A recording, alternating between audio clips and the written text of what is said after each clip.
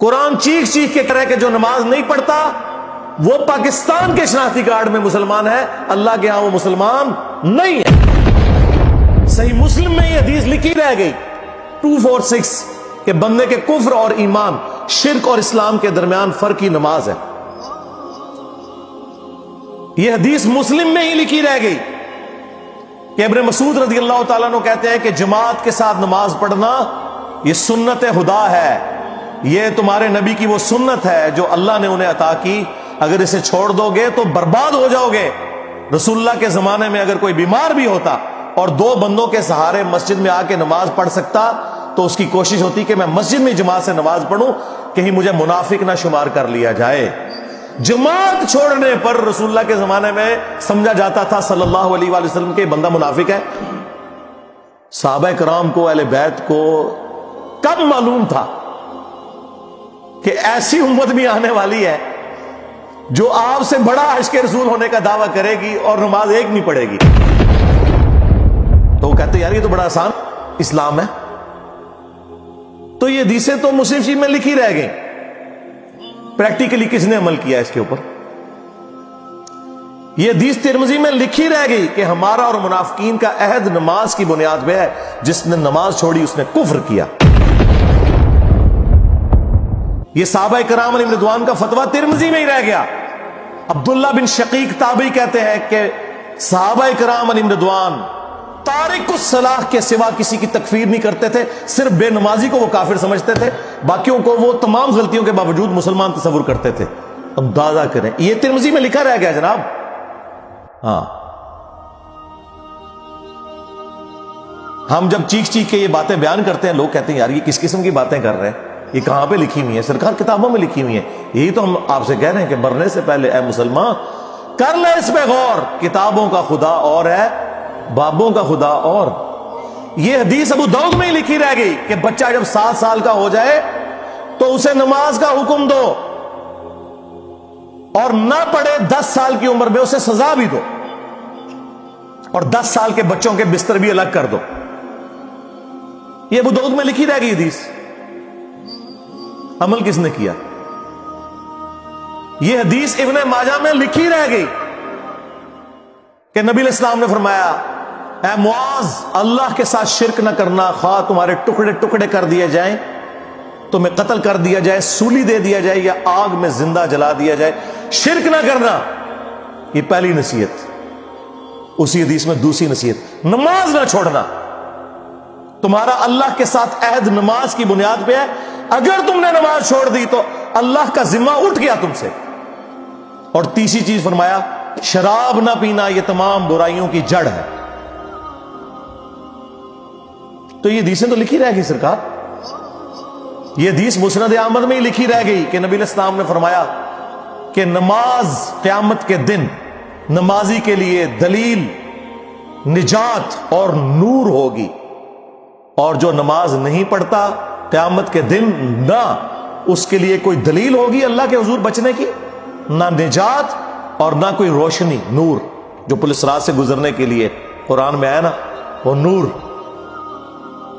اور پھر نبی علیہ السلام نے فرمایا کہ بے نمازی کا حشر اسی حدیث میں آتا ہے، فرعون، قارون اور حامان اور امیہ ابن خلف کے ساتھ ہوگا۔ ہاں جی، کچھ بھی ہے تیرے محبوب کی امت سے ہے۔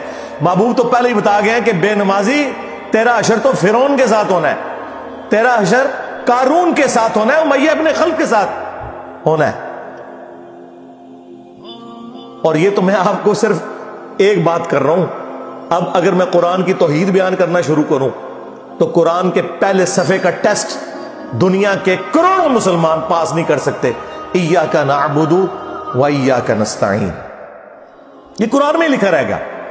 ماشاءاللہ فجر کی نماز میں یہ پڑھ کے نکلتا ہے، اور مسجد کے ساتھ جو دربار ہے ریگولرلی حاضری دے کے اس بابے سے بھی مانگ کے گھر آتا ہے۔ تو کیا نماز تو پڑھی؟ تو مسلمان ہے، تیری ہر نماز کی ہر رکعت میں تو یہ نہ پڑھے تیری نماز ہی نہیں ہوتی۔ ایاک نعبد و ایاک نستعین، اے اللہ عبادت بھی تیری کریں گے، دعا بھی تجھی سے مانگیں گے، مدد بھی تجھی سے مانگیں گے۔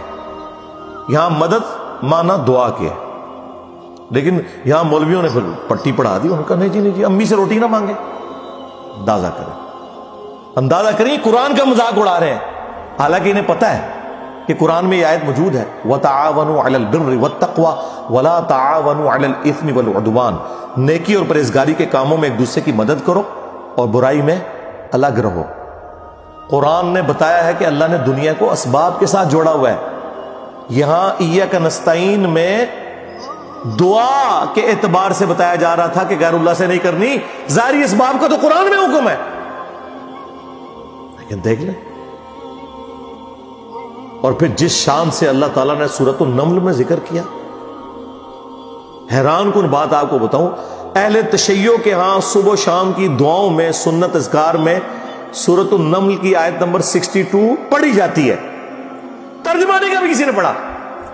اور ہمارے جن اسٹوڈنٹس نے پڑھا جو شیعہ مکتب سے تعلق رکھتے تھے، کیونکہ میں نے اس آیت کو اتنی دفعہ کوٹ کیا، انہوں نے کہا ہم تو یہ صبح شام پڑھتے ہیں، ترجمہ پڑھا تو انہوں نے کہا یار یہ آیت پڑھ کے بھی سب سے زیادہ شرک ہم کر رہے تھے، کیونکہ اس آیت کے اندر کیا لکھا ہے؟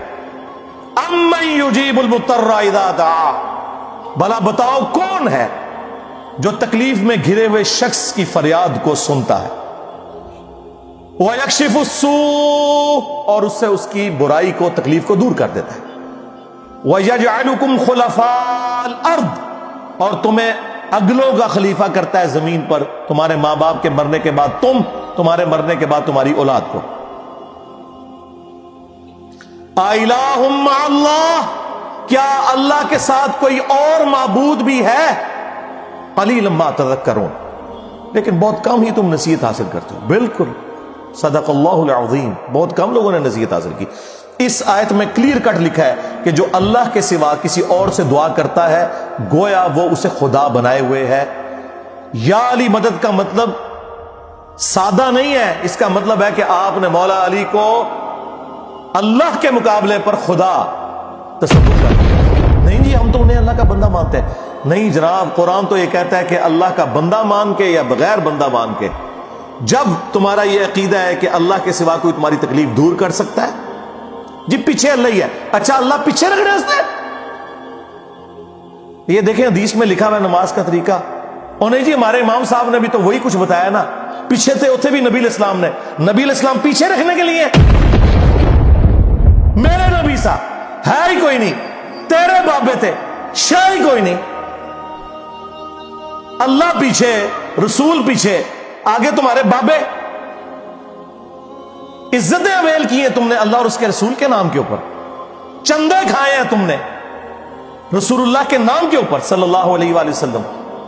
سواریاں سوار کی ہیں تم نے مکے اور مدینے کے نام کے اوپر، اور غداری کی ہے اپنے دین کے ساتھ.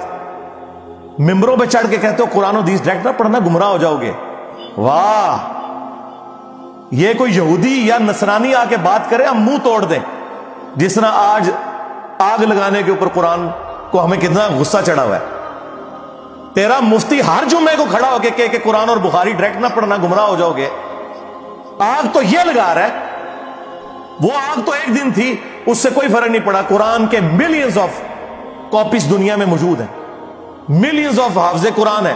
قرآن کو کوئی آگ نہیں لگا سکتا، دنیا سے ختم نہیں کر سکتا. اصل جو چور چھپا ہوا ہے نا وہ تیرے اندر چھپا ہوا ہے.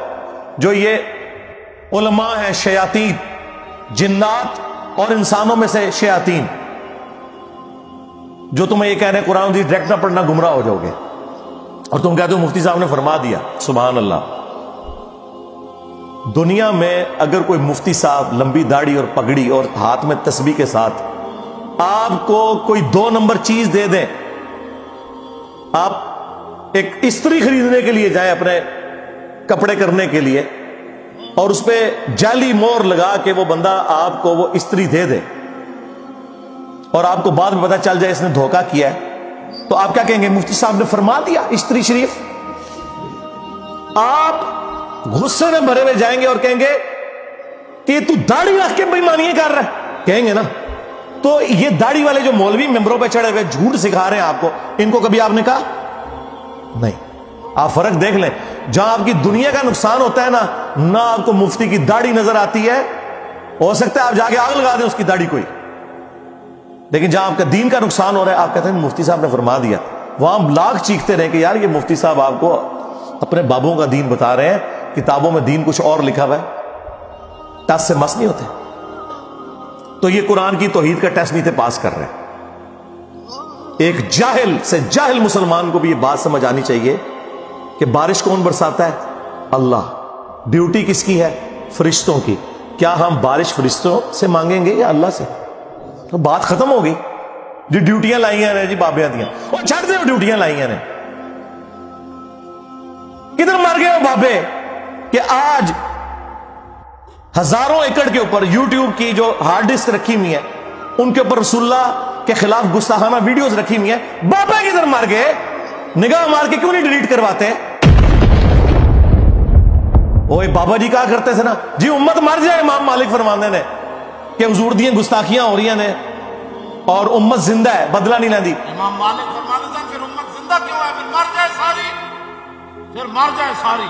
پوری عالم اسلام اس وقت یا تو مر جائے، یا تو مر جائے سارا عالم اسلام، یا پھر حضور کی عزت پر پہ رہ جائے.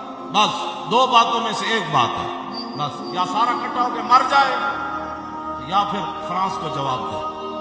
میں نے کہا تھا بابا جی رک جاؤ، صبر کرو، تو آڈے ہوتے کوئی اور شے اللہ نے چھاڑ دیتی ہے. امت بعد ہی مرے، پہلے تیرے بابے کیوں نہیں مر جاندے بابیا جنہاں دی ڈیوٹیاں سن؟ غوث کتب ابدال، انہوں نے اپنے نبی کا کلمہ نہیں پڑھا ہوا؟ وہ کدھر مر گئے جو کل تک اپنے مریدوں کو یوں دیکھ کے تو جلا کے راکھ کر دیتے تھے، آج اتنے بغیرت ہو گئے کہ وہ یوٹیوب سے ویڈیوز نہیں ڈیلیٹ کر سک رہے. لے جاؤ اپنے بابے تو، کسی کام میں نہیں نکلے. پہلے وہ مرن نا، امت تو بیچاری کچھ کر نہیں سکتی، بابوں کے پاس تو اتنے رائٹس ہیں.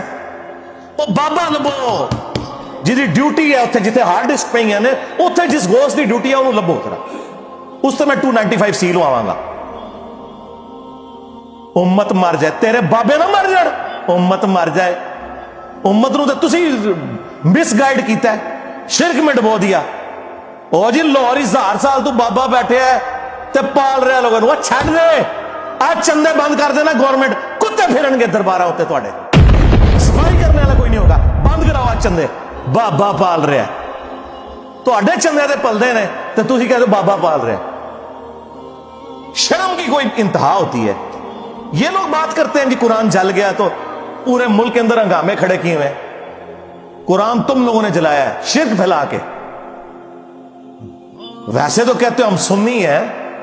سنی وہ ہوگا جو بخاری مسلم کے طریقے کے مطابق جو رسول اللہ کے احادیث نقل ہوئی ہیں صلی اللہ علیہ وآلہ وسلم، رکوع میں جاتے وقت اور رکوع سے اٹھتے وقت رفع الیدین کرے گا. یا سنی وہ ہوگا جو اپنی پبلک کو یہ جھوٹ مشہور کرے گا کہ جی بغلے بت رکھ کے آندے سن تاں رفع الیدین ہوتا سی. واہ واہ. جس شخصیت کے ساتھیوں میں سیدنا عمر، سیدنا حمزہ، سیدنا علی جیسے دلیر اور اللہ کے شیر ہوں، اتنے لوگ بت رکھ کے تے حضور دے پیچھے آگے کھلوندے سر. اب گل کرنے لی کرو کوئی، سب کچھ جھوٹ نکلیا تھوڑا. قرآن کو آگ لگ گئی، تسی لائیے قرآن کو آگ. آپ لوگ دشمن ہیں اسلام کے. اس سے بڑی کیا دشمنی ہوگی جو لوگوں کو کہتا ہے قرآن و سنت سے جوڑو، اس کو کہتے ہیں جی یہ لوگوں کو گمراہ کر رہا ہے، ہمارے بزرگوں سے ہٹا رہا ہے. جی بالکل اعلانیہ میں کہتا ہوں کہ میں آپ کے بزرگوں سے آپ کی پبلک کو ہٹا رہا ہوں، اس لیے نہیں کہ اپنے ساتھ جوڑوں، کیونکہ نہ تو میری کوئی چندہ بک، نہ میرا کوئی مدرسہ، ہاں نہ میری کوئی مسجد. چندے آپ کو دیں، نمازیں آپ کے پیچھے پڑھیں. ہم توڑ رہے اس لیے نہیں ہے، آپ کے بزرگ ویسے اس لیے توڑتے تھے کہ کسی سے توڑ کے اپنے ساتھ جوڑے. اصل میں نا انہوں نے یہی جرم کیا، یہ سمجھتے ہیں دوسرے بھی یہی کچھ کرتے ہیں. بندہ خود چور ہے نا، دوسرے کو ہی سمجھتا ہے. یہ آپ صحیح کہہ رہے ہیں، یہ ایسے ہی ہوتا رہا. لیکن آج جو شخص آپ پہ اللہ تعالیٰ نے مسلط کیا ہے نا، یہ شخص آپ کے بزرگوں سے توڑ کے اپنے ساتھ نہیں جوڑ رہا، یہ اس کے ساتھ جوڑ رہا جس کی قبر مدینے میں صلی اللہ علیہ وآلہ وسلم. صلو علی محمد وآل محمد، اللہم صلی علی محمد وعلی آل محمد.